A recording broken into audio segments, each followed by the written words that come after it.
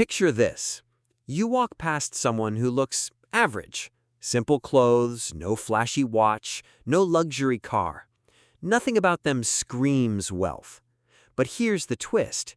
That person might be worth more than the guy driving the $80,000 car next to them. And that's where things get uncomfortable. Because what if everything you've been taught about looking successful is backwards? Look, here's the thing. In many parts of the world, wealth is loud. You see it, you signal it, you prove it. But in places like Japan, wealth is often invisible, quiet, intentional, almost hidden. And that changes everything. Now, think about your own life. When you make more money, what's the first instinct? Upgrade something. Better phone, better car, better lifestyle. It feels like progress, but here's what most people don't realize. That instinct is exactly what keeps people from building real wealth. Because wealth isn't what you show, it's what you keep. And this is where it gets interesting. There are habits, deeply cultural habits, that quietly build wealth without ever showing it. Today, we're breaking down 9 of them. But pay attention, because one of these will feel uncomfortable, and that's the one that matters most. Let's start with the first one, delayed consumption. Now, that sounds simple, but it's not. Because in a world built on instant gratification, waiting feels like losing. Here's how it works. Instead of buying something immediately, you wait. Days, weeks, sometimes months. And here's the twist. Most of the time, you stop wanting it. Now think about that.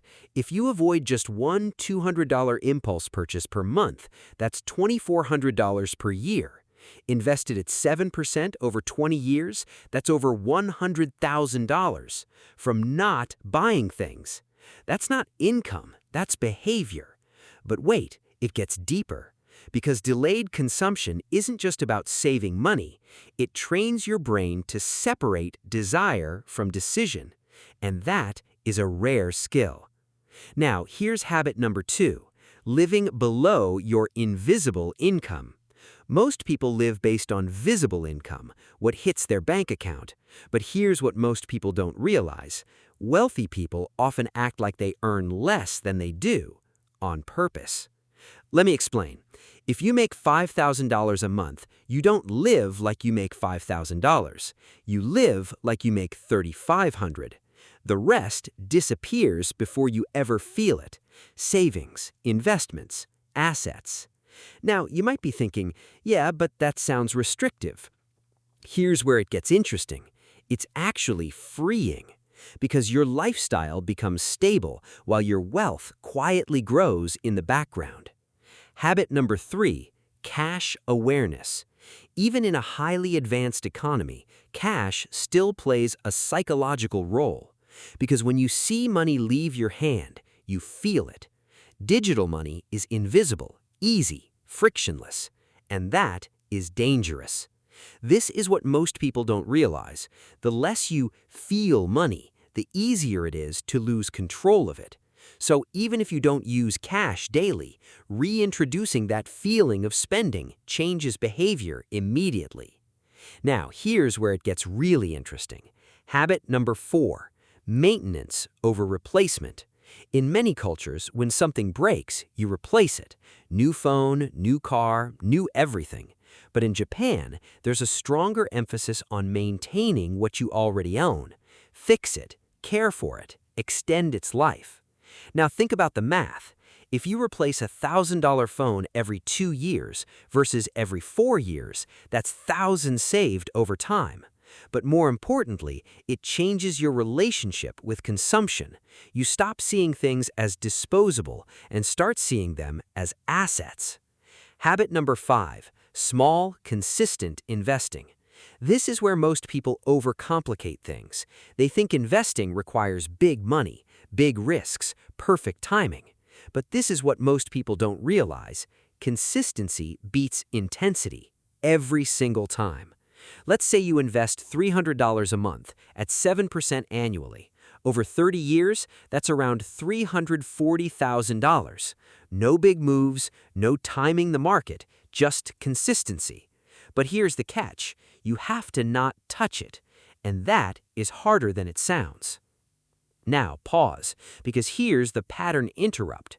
What if the real advantage isn't earning more, but needing less? That changes the entire game. Habit number 6, minimalism with intention. This isn't about owning nothing, it's about owning only what matters. Because every item you own costs you money, time, attention. Now, think about that. The fewer unnecessary things you have, the more resources you keep. And it gets deeper, because when your environment is simple, your decisions become clearer. Habit number 7, social pressure resistance. This one is huge, because most spending isn't logical, it's social. You upgrade because others upgrade. You spend because it's expected. You keep up without even realizing it. But here's what most people don't realize. Wealth builders ignore that pressure. Quietly, consistently. They don't compete, they opt out. And that's uncomfortable, because it means saying no, often. Habit number 8, long-term thinking. Now, this sounds obvious, but very few people actually do it. Most decisions are made based on now, what feels good today, what's convenient today. But wealth is built by thinking in decades. Now, imagine this.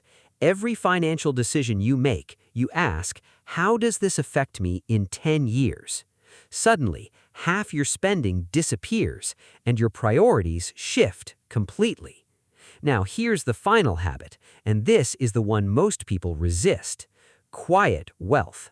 No signaling, no showing off, no external validation. Because here's the truth. The moment you need others to see your success, you start spending to prove it. And that is the trap. Now, let's zoom out, because this isn't just about habits, it's about a system. A system that rewards spending, encourages upgrading, normalizes debt. And if you don't consciously step out of it, you drift. Not because you're careless, but because it's designed that way. So here's the real question. What game are you playing? The visible game, where success is measured by appearance, or the invisible game, where success is measured by freedom? Because you can't win both. Now, you might be thinking, okay, but I still want to enjoy my money. Of course, that's not the problem. The problem is unconscious spending, unintentional decisions, automatic upgrades. So here's what you do. First, create a delay between wanting and buying. Even 24 hours changes everything. Second, lower your lifestyle baseline, not your income, your expectations. Third, automate investing so you don't rely on discipline. Fourth, audit your environment. Remove the things that push you to spend. And finally, redefine what success looks like. Because if success means looking rich, you'll always chase it. But if success means having control, you'll start building it. And this is the final shift. Wealth isn't loud. It doesn't need attention. It doesn't need approval. It grows quietly in the background, while everyone else is trying to prove something. So the next time you see someone who looks average, don't assume they're behind. They might just be playing a different game. And once you see that, you can't unsee it. If you want to understand how money really works, subscribe.